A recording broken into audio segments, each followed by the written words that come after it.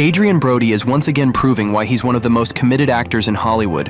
In The Brutalist, he completely transforms into László Tóth, a Jewish Hungarian architect navigating life in post-Holocaust America, and the result is nothing short of extraordinary.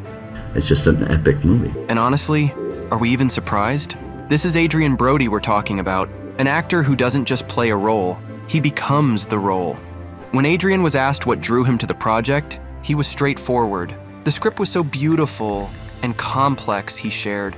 From the moment I read it, I knew it was something special. This is what I've been looking for. This is 2 decades of me looking for this. Critics are not only praising the film's direction and cinematography, but also Adrien's ability to completely inhabit László Tóth.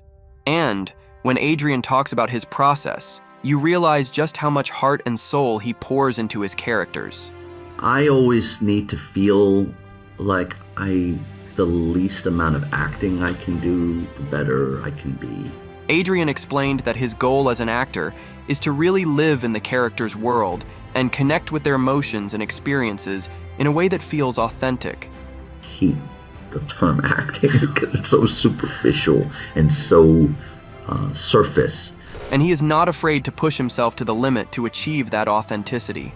I am very happy to work myself to exhaustion and feel that gamut of emotions. That is very fulfilling, he said. It is a joy to connect to something if it has meaning. The key to being a great actor is to be free of that sense of self. This approach has been a hallmark of Adrien's career. He's no stranger to going all in, sometimes at great personal cost. For The Jacket, for example, he insisted on staying in a straitjacket to truly understand his character's confinement. During the filming of Summer of Sam, he broke his nose when a co-star accidentally punched him in the face, leaving him with a permanent dent. I love people and study people and human individuality. For Wrecked, Adrien went full survivalist, eating ants and worms to capture the rawness of being stranded in the woods. And for Oxygen, he didn't settle for prosthetics. He got actual metal braces for the role. I didn't know how painful that was until they stuck in pliers and ripped them off my teeth at the end, he confessed. It's challenging, but it's done for integrity and devotion. But none of these transformations were as extreme or as traumatic as the one he underwent for his Oscar-winning role in The Pianist. That role didn't just change his career, it changed him. The responsibility that I felt in carrying that role and the process, and so deep, so profound, that it never left me. To portray Holocaust survivor Władysław Szpilman, Adrien lost 30 pounds on a near-starvation diet, dropping to just 129 pounds. He barely drank water during filming, and later revealed that the physical and emotional toll left him with insomnia, panic attacks, and even PTSD. I definitely had an eating disorder for at least a year, he admitted. And then I was depressed for a year, if not a lifetime. I'm kidding.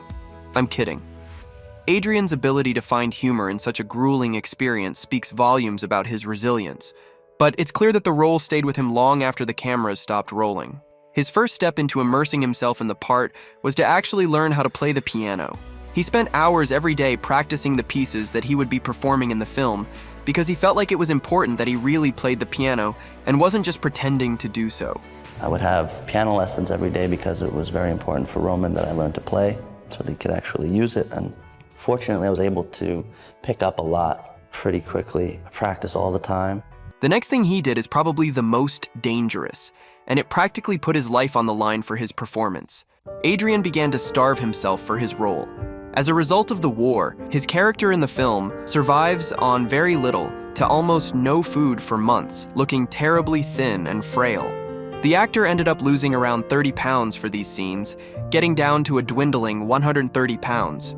There is an emptiness that comes with really starving that I hadn't experienced.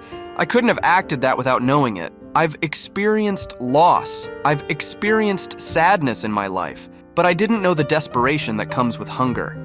Before you think that he was done there, Adrien took his immersion into his character another step further.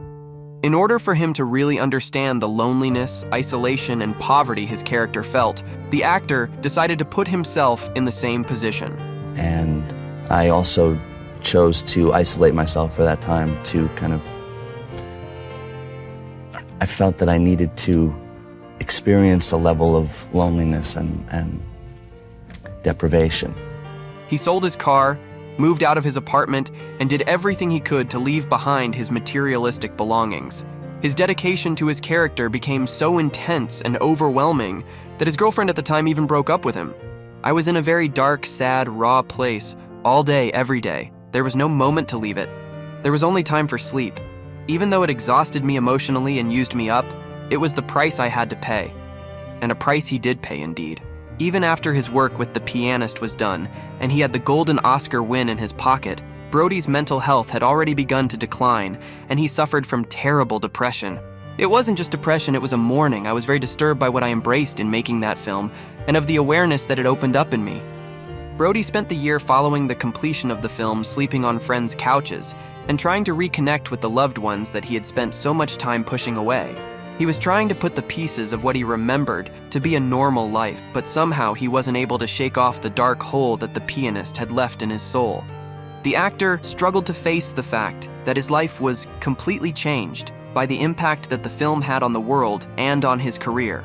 Everywhere he turned, there was paparazzi there, ready to take his picture and bombard him with questions about his personal life. So while he was trying to heal the damage that his role in The Pianist had done to his mental health, being away from your culture and your loved ones for half a year, playing a man who's hated and put through the ringer is really difficult. he was trying to come to terms with the fact that he was now a celebrity and his life would never be the same again. Being anonymous is a great luxury. It's a big loss to lose that. Mostly the loss is the ability to observe others without being observed yourself. And as an actor, that is your key tool. It's also safe to say that Brody faced a string of bad luck after his acclaimed Oscar win. Perhaps it started just as his name was called out at the award ceremony in 2003. Halle Berry called the actor on stage, and in one of Brody's more infamous moments, he grabbed presenter Halle Berry and kissed her, right on the stage for everyone to see. That was not planned. I knew nothing about it. I was like, what the is happening right now? That was what was going through my mind, Halle Berry said of the intimate moment. While no one said it at the time, following the Naller Me Too movement years later, Brody faced some severe backlash for his move on Halle Berry. He also faced more criticism after defending Roman Polanski and his other director friend, Woody Allen, who were both under scrutiny over the Naller Me Too protest. After his Oscar win, Hollywood was buzzing about Adrien Brody, and everyone wanted a piece of him. Like many fresh-faced actors before his time, Brody was asked to come and host the Saturday Night Live show. The host performs a monologue and always introduces a musical guest, who that night was Sean Paul, a reggae performer. The actor then decided to improvise his introduction of Sean Paul, and he arrived on stage wearing fake dreadlocks, even put on a Jamaican accent, and went on to say a handful of stereotypical comments. The actor was subsequently never invited back onto the show, and there were whispers about him having been unofficially banned. As years went by, audiences began to see less and less of Brody. After The Pianist, he did a bunch of movies that never seemed to amount to the same heights as his debut into the world of film. Soon, it seemed that Hollywood became bored of Adrien. What initially came off as quirky and charming suddenly became weird, and he became associated as one of the one-hit wonders of Hollywood. The world of fame basically swallowed him, chewed him up, and spat him back out, without even a second glance. No one thought that perhaps deep down, the actor was still suffering from the trauma that he put himself through for The Pianist. He was the youngest man to ever win an Oscar for Best Leading Role, and Hollywood dumped him. It might be also fair to say that Brody peaked in his career too soon, becoming a victim of his own success. I was perceived as this very serious, dramatic actor, and he felt like this had resulted in him being typecast, especially when he so desperately wanted to express himself in many different ways.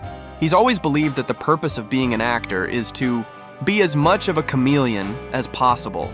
It seems over the most recent years that Adrien has been making a slow return to cinema, but is very specific about the roles he takes on. He's spoken about how much he enjoys working with director Wes Anderson, because he's allowed the freedom to have fun and perform as interesting characters rather than be restricted and typecast. It might have surprised fans to see Brody in Anderson's films like The Darjeeling Limited or The Grand Budapest Hotel, but the actor admits that these movies have made him feel like he could open up and become his true self once again. I crack myself up all the time, whether I'm doing something stupid or saying something ridiculous, and being able to harness that and bring laughter and lightness, that is something that I've always yearned to do with my work. During his time away from the spotlight of Hollywood fame, he spent a lot of time painting, but he's also gone and finally found love with none other than Harvey Weinstein's ex-wife, Georgina Chapman. The actor has never been married and had a few relationships over the years, but maybe this time with Chapman will be different. The pair locked eyes at an event, and something seemed to just click. It should come to no surprise that Georgina has been going through a difficult time over the past few years, feeling an immense amount of shame and embarrassment over the behavior of her ex-husband. Reports claim that Chapman and Brody have found solace in one another and are having a wonderful time together.